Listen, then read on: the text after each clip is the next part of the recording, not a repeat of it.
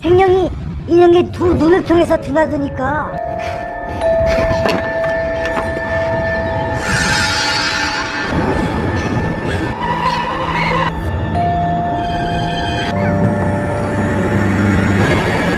Hai teman-teman, selamat datang di channel Aura X Movie. Bagaimana kabarnya? Saya harap kalian baik-baik saja ya. Pada kesempatan kali ini, kembali channel ini akan berbagi alur cerita film.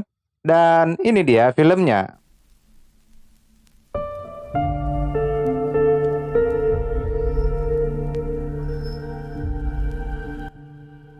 Film ini menceritakan tentang museum yang memiliki banyak koleksi boneka dan sebagian bonekanya dimasuki roh jahat atau arwah jahat yang ingin melakukan balas dendam terhadap pelaku pembunuhan tuannya atau si pembuat boneka.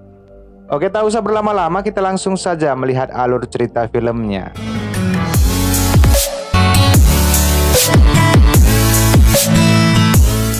Kisahnya terjadi 60 tahun yang lalu di sebuah pedesaan Korea, di mana seorang pria pembuat boneka jatuh cinta dengan wanita yang sering menggunakan kimono merah dan mereka pun menjalin kasih. Karena cintanya begitu dalam, si pria pun membuat boneka yang sangat mirip dengan kekasihnya. Dengan keseriusan dan sentuhan tangan yang begitu lembut, akhirnya boneka itu pun jadi. Namun, tanpa disadarinya, rupanya si boneka itu telah berisi jiwa seseorang dan mencintai dirinya. Entah jiwa apa yang merasuk ke boneka itu, dan hal itu pun menjadi misteri. Di suatu hari, kekasihnya itu ditemukan telah tewas, dan tanpa ada bukti si pria dituduh telah menghabisi sang kekasih. Dia ditangkap dan dihabisi oleh warga dan dikubur di hutan. Sementara itu, si boneka hanya bisa melihat tuannya dihabisi. Setelah semua warga pergi, mulailah si boneka duduk di samping kuburan tuannya. Setiap waktu, setiap detik, dan bahkan untuk selama-lamanya, si boneka akan tetap di sana, berharap tuannya akan hidup kembali. Di masa sekarang, kita akan melihat beberapa orang yang datang ke museum boneka. Mereka adalah Haimi, seorang pematung, Yongha, seorang wanita yang selalu berbicara dengan bonekanya dan menganggap bonekanya itu hidup, Jungki, seorang fotografer, dan Sun Yong, seorang siswa sekolah menengah yang suka sekali berfoto. Dan satu orang yang tidak diundang malah datang ke museum itu, ia bernama Tai Seong. Ia berpura-pura jadi model agar bisa diterima oleh pemilik museum. Dan sebenarnya ia seorang polisi yang sedang menyamar untuk menyelidiki kasus pembunuhan yang terjadi di dekat museum tersebut. Nah, mereka semua disambut oleh Choi Jin-wan sebagai pengelola museum dan Jae-won si pembuat boneka. Rencananya boneka akan dibuat dan digambar persis sama seperti mereka. Kemudian peristiwa aneh mulai terjadi. Haimi melihat seorang gadis muda yang begitu imut dan sangat misterius dengan mengenakan gaun merah yang muncul berulang kali di halaman museum. Sementara Tai Seong bertemu dengan boneka yang menyentuhnya sewaktu ia mengumpet di lemari, dan karena ulah si boneka itu ia jadi ketahuan oleh Jiwon. Ia lalu meminta maaf atas kesalahannya itu. Jiwon lalu masuk ke ruang bawah tanah. Rupanya ia menahan seorang pria. Pria itu sedang dirantai. Kemudian terlihat foto orang yang baru diundangnya yang digantung berjejer, yaitu foto Haimi dan kawan-kawan. Haimi akhirnya bertemu dengan gadis berpakaian merah yang memberitahu kepadanya bahwa nama aslinya adalah Mina. Kemudian Haimi bertemu dengan pembuat boneka yaitu Jae-won. Ia pun melihat banyak boneka yang telah dibuat oleh Jae-won, yang salah satunya mirip sekali dengan Mina. Dan Jae-won mengatakan bahwa Mina sudah lama mengenal Haimi. Hal itu pun membuat Haimi menjadi bingung karena ia baru sekali bertemu dengan Mina.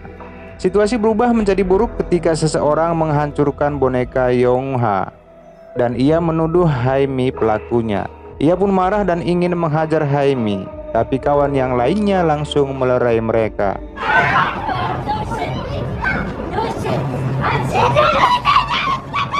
Malam harinya saat Haimi dan kawan-kawan makan malam, mereka tidak melihat keberadaan Yongha. Mereka pun berinisiatif membawa makanan ke kamarnya. Adapun Haimi menemui Jae-won setelah makan malam. Kemudian ia melihat Mina di halaman dan mendekatinya. Mina menjadi sedih dan menangis karena Haimi tidak mengenalinya dan terlihat tangannya penuh darah. Kemudian ia berlari ke hutan meninggalkan Haimi. Dan salah satu dari mereka yaitu Sun Yong kemudian pergi ke kamar Yong Ha membawa makanan, namun menemukan Yong Ha telah tewas tergantung di kamarnya. Mereka semua pun mulai panik. Tak berapa lama kemudian Sun Yong pergi ke toilet dan dihabisi. Dan Jung Ki yang melihat Sun Yong telah dihabisi, ia pun takut dan melarikan diri dengan mobil. Adapun Tai Seong yang melihat Jung Ki pergi menggunakan mobil, ia pun menyusulnya. Tapi sesuatu terjadi kepada Jung Ki dan Tai Seong pun menemukannya telah tewas di dalam mobil.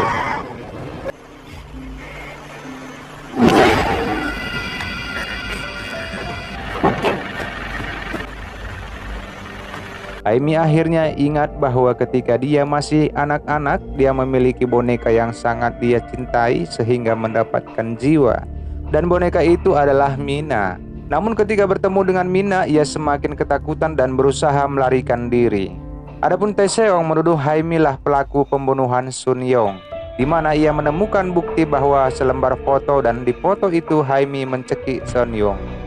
Lalu ia mengungkapkan dirinya sebagai petugas polisi yang datang untuk menyelidiki pembunuhan baru-baru ini yang terjadi di bawah kaki gunung yang dekat dengan museum, dan memborgol Haimi karena mencurigainya sebagai pelaku pembunuhan tersebut. Namun Jae-won tiba-tiba datang dan menjelaskan kepada Tai Seong bahwa bukan Haimi pelakunya, dan mengetahui bahwa Tai Seong adalah polisi yang menyamar dan menyelidiki kasus pembunuhan yang terjadi di bawah kaki gunung dekat museum baru-baru ini. Jae-won rupanya telah dirasuki oleh boneka kimono merah yang ingin balas dendam atas tewasnya tuannya 60 tahun yang lalu. Dan semua tamu yang diundang ke museum itu adalah keturunan dari pembunuh yang telah main hakim sendiri, sehingga menyebabkan si pembuat boneka tewas. Dan Tai Seong adalah keturunan pria yang telah membunuh kekasih si pembuat boneka. Jae-won telah dirasuki ingin menghabisi mereka semuanya.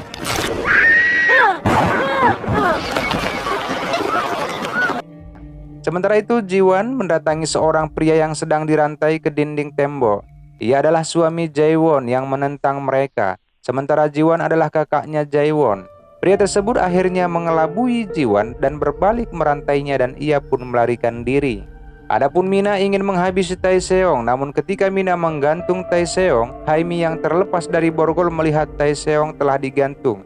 Ia pun menghentikan Mina dengan mengambil boneka milik Mina dan ingin memotongnya. Namun Mina seketika mengambil boneka itu. Mina sebenarnya telah menghabisi beberapa dari tamu undangan yang ada di museum tersebut. Adapun Haimi mengungkapkan bahwa tidak pernah lagi menginginkan Mina dan menolak pernah menyayanginya. Kini ia malah takut melihat Mina. Hal ini membuat Mina terpukul dan semakin marah. Haimi berusaha menyelamatkan Tai Seong, namun Tai Seong dihabisi oleh Mina. Kemudian ia mengejar Haimi dan mencekik lehernya, ingin menghabisinya segera.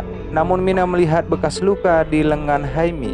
Ia mengingat kejadian masa kecil di mana tangan Haimi koyak cukup lebar waktu melindunginya dari tabrak lari si pengendara sepeda motor. Teringat akan momen itu, ia pun menangis dan memeluk Haimi. Tiba-tiba Jae-won datang dan menyuruh Mina menyingkir, namun ia ingin melindungi Haimi sehingga Jae-won marah dan menghancurkan jiwa Mina dari boneka yang digenggamnya. Ia pun ingin menghabisi Haimi, akan tetapi pria yang terlepas dari kurungan menembak Jae-won dari arah belakang. Si pria terpaksa melakukan itu. Ji-won yang telah terlepas datang dan mengejar si pria. Mereka pun bertarung, namun Ji-won kalah dan tewas dalam pertarungan itu. Kemudian si pria kembali mendatangi Haimi dan melihat istrinya sekarat. Ia pun mengatakan bahwa ia menyesal telah membawa boneka kimono merah dari hutan setelah semua masalah yang ditimbulkan oleh boneka itu. Kemudian Jae-won pun tewas. Dan di ujung kisah, Haimi dan si pria membakar semua boneka yang ada di museum tersebut. Film pun berakhir dan tamat. Oke teman-teman, itulah alur cerita film untuk kali ini. Semoga ini bisa menghibur kalian. Jangan lupa subscribe channel ini dan klik loncengnya agar kalian tidak ketinggalan video berikutnya. Terima kasih telah menonton dan sampai bertemu di video selanjutnya.